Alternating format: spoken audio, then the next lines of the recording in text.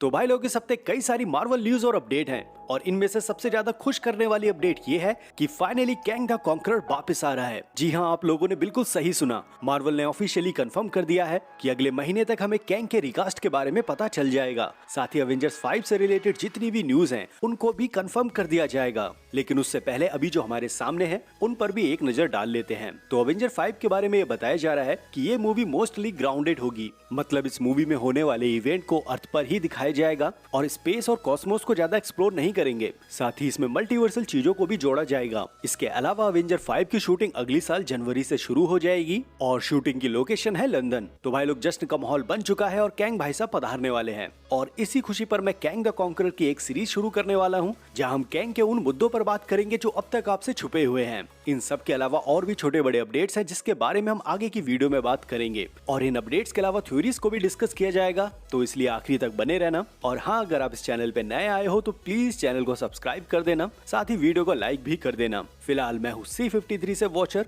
और the watcher show पे आप सभी का स्वागत करता हूँ।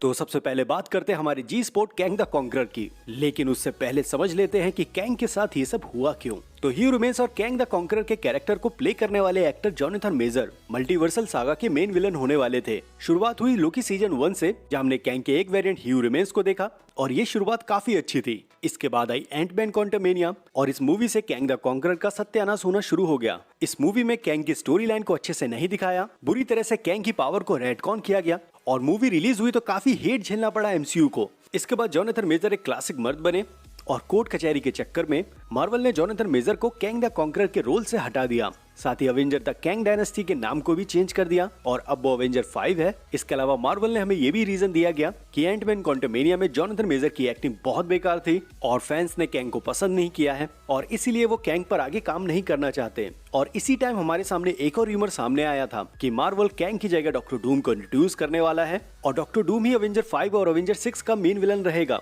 लेकिन इस हफ्ते हमारे सामने एकदम चमत्कारी न्यूज आई जहां मार्वल ने बताया कि कैंग द कॉन्करर वापस आ रहा है और अवेंजर 5 का जो भी टाइटल है उसको भी अनाउंस कर दिया जाएगा। लेकिन जोनाथन मेजर जो कैंग द कॉन्करर का रोल प्ले कर रहे थे वो तो वापस नहीं आने वाले, इसलिए मार्वल यहाँ पर कैंग द कॉन्करर के लिए रिकास्ट कर रहा है और ये भी हमें अगले महीने पता चल जाएगा। और बात रही स्टोरी लाइन की, वो तो ग्राउंडेड होने वाली है, मतलब अर्थ के ही इवेंट को दिखाया जाएगा जहाँ कैंग क्वांटम रिल्म से निकलकर अर्थ पर आएगा, जहां वो कॉन्कर करेगा अर्थ को, ये बताकर कि फ्यूचर में कुछ बहुत ही खतरनाक होने वाला है। और यहाँ पर कैंग जिस खतरनाक चीज की बात कर रहा है वो इनकर्जन है। तो यहाँ मार्वल 616 की अर्थ पर कैंग उनके मदद के इरादे से आएगा, लेकिन सुपर हीरो कैंग के सामने खड़े होंगे क्योंकि कैंग का तरीका काफी ब्रूटल होगा। और हाँ, अभी जो खतरे की बात कैंग द कॉन्करर ने की है वो एक तरह का इनकर्जन ही है और अवेंजर 5 की इस मूवी में अर्थ पूरी तरह से नष्ट होते हुए नजर आएगी हमें। तो अब तक ये सारी चीजें बाहर निकल के आई है कैंग द कॉन्करर को लेकर और जैसा मैंने अभी थोड़ी देर पहले बताया कि मैं कैंग द कॉन्करर की एक सीरीज शुरू करने वाला हूँ, तो उसे मिस नहीं करना हो तो चैनल को सब्सक्राइब कर देना।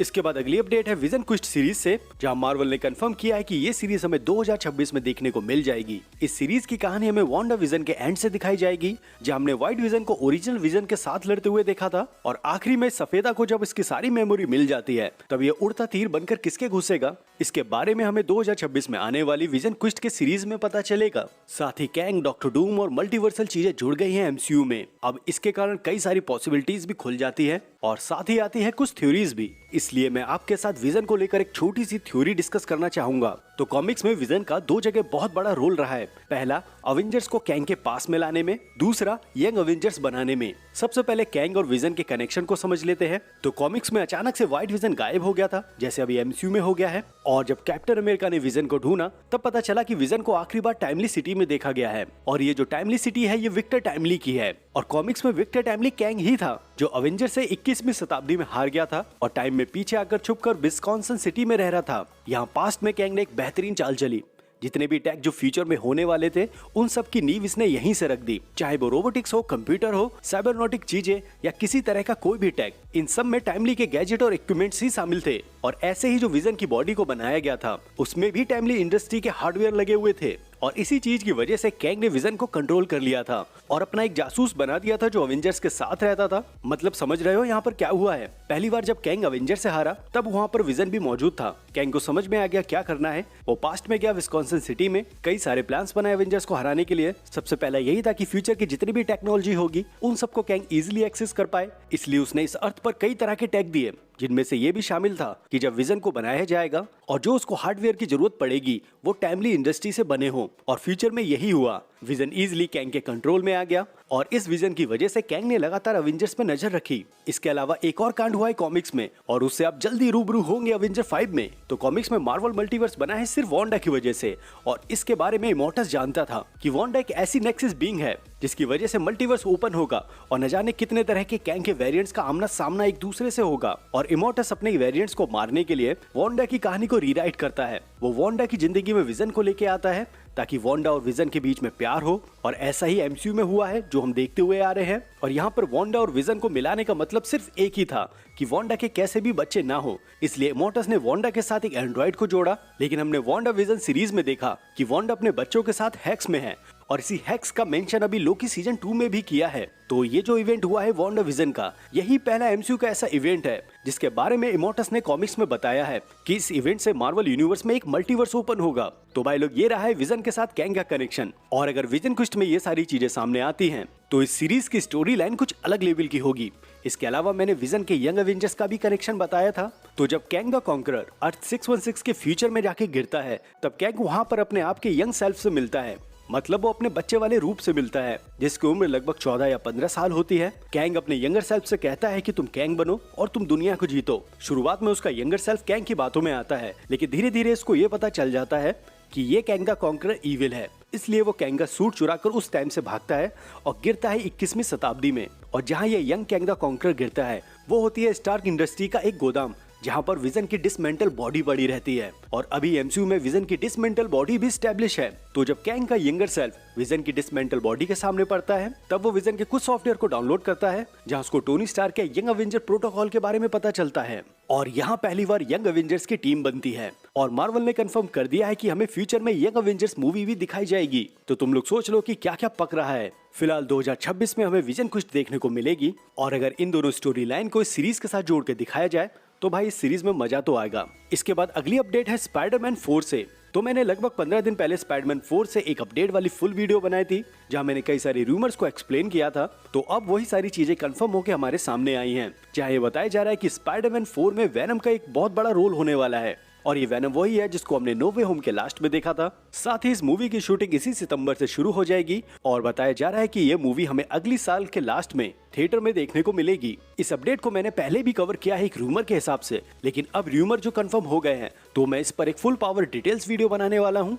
इसके बाद अगली न्यूज है केट बिशप की तरफ से और केट हमें फिर से दिखाई देने वाली है हॉकाई सीजन 2 में। जी हाँ, हॉकाई सीजन 2 के बारे में मार्वल ने कंफर्म कर दिया है कि ये सीरीज हमें जल्द ही देखने को मिलेगी। साथ ही केट बिशप के कैरेक्टर के बारे में ये बताया है कि ये कैरेक्टर हमें अवेंजर 5 में देखने को तो मिलेगी ही, साथ ही यंग अवेंजर्स का ये हिस्सा भी है। मुझे नहीं पता कि आपको ये कैरेक्टर कैसा लगा है, पर मेरी नजर से इस कैरेक्टर ने अब तक कुछ खास नहीं उखाड़ा है। इसके बारे में आपकी क्या राय है नीचे कमेंट बॉक्स में लिख देना।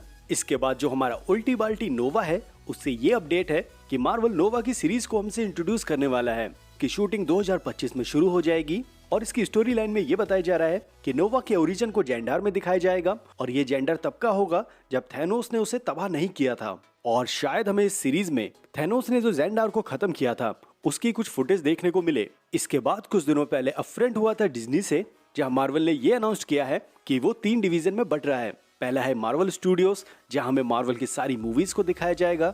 दूसरा है मार्वल टेलीविजन और इसके अंदर मार्वल की सारी सीरीज देखने को मिलेंगी। साथ ही ये भी बताया है कि हर साल में 2 सीरीज को लॉन्च किया जाएगा, एक फरवरी मार्च के आसपास, दूसरी अगस्त सितंबर के आसपास। इसके बाद तीसरा डिवीजन है मार्वल एनिमेशन और इस डिवीजन में मार्वल के सारे एनिमेटेड शो आएंगे जैसे व्हाट इफ सीरीज, एक्समैन 97 और कुछ रूमर ये भी बता रहे हैं कि हमने जो ओजीस एनिमेशन देखे थे मार्वल की तरफ से जैसे the amazing Spiderman, fantastic 4, rise of silver sulphur और अवेंजर असेंबल और अवेंजर्स अर्थ माइटिस्ट हीरो, ये सारे एनिमेटेड शो इस मार्वल एनिमेशन के अंदर आएंगे। और इस डिवीजन में भी साल में 2 बार एनिमेटेड शो को रिलीज किया जाएगा। फिलहाल कुल मिलाकर ये प्लान काफी बढ़िया है।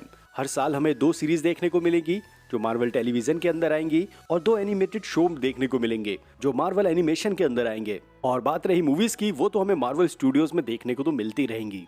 इसके बाद एक छोटी सी न्यूज है डेडपूल एंड वुल्वरीन की तरफ से। तो जो सिनेमाकॉन में एक फुटेज दिखाया गया था डेडपूल एंड वुल्वरीन का, जहां वुल्वरीन फोर्थ वॉल तोड़ते हुए ऑडियंस से कहता है कि अपना फोन बंद करो, तो ये जो फुटेज है इसको थिएटर में दिखाया जा रहा है, जहां अब इस फुटेज को एक प्रमोशनल वीडियो बना दिया गया है। तो देखने में काफी अच्छा है। और जब से हमें ये पता चला है कि सिनेमाकॉन में डेडपूल एंड वुल्वरीन के कुछ एक्स्ट्रा फुटेज को दिखाया गया है, तो हमारी भी चाहत थी ये फुटेज देखने की। तो फाइनली अब हम इसको देख सकते हैं। इसके बाद मार्वल फेज 6 से कुछ बढ़िया अपडेट आए हैं कि वो फेज 6 में 10 नई मूवीज और सीरीज को दिखाने वाला है, और इसका कंफर्मेशन देते हुए जिनमें से पहली होने वाली है स्पाइडरमैन 4, और इसके बारे में हम ऑलरेडी बात कर चुके हैं। दूसरी होगी मिडनाइट सन्स, और इस मूवी का कंफर्मेशन देते हुए ये बताया जा रहा है कि इस मूवी की शूटिंग तब शुरू होगी जब ब्लेड मूवी की शूटिंग खत्म हो जाएगी। और ये चीज सही भी है, क्योंकि ब्लेड का गहरा कनेक्शन मिडनाइट सन्स से भी है। और जो एमसीयू की ब्लेड मूवी होने वाली है और जो उसका टोन रहेगा, सेम वैसे ही उसी टोन को कंटिन्यू किया जाएगा मिडनाइट सन्स में। और इस मूवी में कई सारे नए कैरेक्टर भी इंट्रोड्यूस होने वाले हैं, जैसे घोस्ट राइडर। और इसके कास्टिंग के लिए रिसेंट में काफी रूमर सामने आ रहे हैं। जैसे कुछ कंफर्मेशन होता है तो घोस्ट राइडर पर आपको जल्दी वीडियो मिल जाएगी। इसके अलावा moon night, thing, doctor strange और कई सारे और भी कैरेक्टर हैं। इसके बाद तीसरी मूवी होने वाली है एमसीयू की एक्समैन, और इसको मार्वल ने कंफर्मेशन दे दी है। और इस मूवी का राइटिंग वर्क शुरू हो गया है, जहाँ ये बताया जा रहा है कि माइकल रेजली इस मूवी की स्टोरी लाइन पे काम कर रहे हैं। साथ ही हमें ये भी बता दिया गया है कि एमसीयू की ये X-Men movie Avenger secret war से पहले देखने को मिलेगी। और ये जो हमें एक्समैन का यूनिवर्स दिखाया जाएगा, ये कोई दूसरा अल्टरनेट यूनिवर्स होगा। और इस यूनिवर्स को लेकर रूमर ये आ रहे हैं कि ये वही यूनिवर्स होगा जहाँ अभी 616 की मोनिका रैम्बो फंसी हुई है। तो आगे देखते हैं कि हमें आगे एमसीयू के म्यूटेंट को कैसे दिखाया जाएगा। इसके बाद यंग अवेंजर्स मूवी के बारे में भी कंफर्म कर दिया गया है कि ये मूवी हमें मार्वल फेज 6 में दिखने वाली है। और द मार्वल्स का जो हमने पोस्ट क्रेडिट सीन देखा था, जहां पर मिस मार्वल केट बिशप के साथ अपना टीम अप कर रही है, साथ ही इस टीम में एंटमैन की डॉटर कैसी लैंग भी है। इन सब के अलावा और भी कैरेक्टर्स हैं जो इस यंग अवेंजर्स का हिस्सा बनने वाले हैं। लेकिन अगर इसके विलन की बात की जाए तो कॉमिक्स में इसका विलन कैंग का एक यंगर वर्जन रहता है, जिसके बारे में मैंने अभी विजन वाले चैप्टर पे बात की थी। तो शायद हमें कुछ ऐसा दिखा दे, और इसके लिए 14-15 साल के एक बच्चे की जरूरत होगी, ना कि जोनाथन मेजर की। तो मार्वल ये इजीली कर सकता है। इसके अलावा जितनी भी अपडेट्स बची हैं वो मैंने अपनी पिछली वीडियो में कवर कर ली हैं, और अगर आपने देखा नहीं तो प्लीज उसको जाके देख लेना। साथ ही मैंने डेडपूल 3 से कई सारी थ्योरीज को भी एक्सप्लेन किया है, उसको भी चेक करना मत भूलना। और डॉक्टर स्ट्रेंज 3 और थॉर 5 के बारे में भी जितने भी र्यूमर सामने आए हैं, उस पर भी एक फुल पावर एक्सप्लेन वीडियो बना दी है, तो उसको भी चेक करना मत भूलना। और अगर आप मुझे इंस्टाग्राम, ट्विटर, फेसबुक पे फॉलो करना चाहते हो तो लिंक आपको नीचे डिस्क्रिप्शन में मिल जाएगी। और अगर आपने यहाँ तक देखा हो तो प्लीज चैनल को सब्सक्राइब कर देना। साथ ही वीडियो अच्छी लगे तो उसको लाइक कर देना। फिलहाल मैं मिलता हूँ आपको अगली वीडियो के साथ, तब तक के लिए आप अपना ध्यान रखो, मजे लो, लव यू एंड बाय।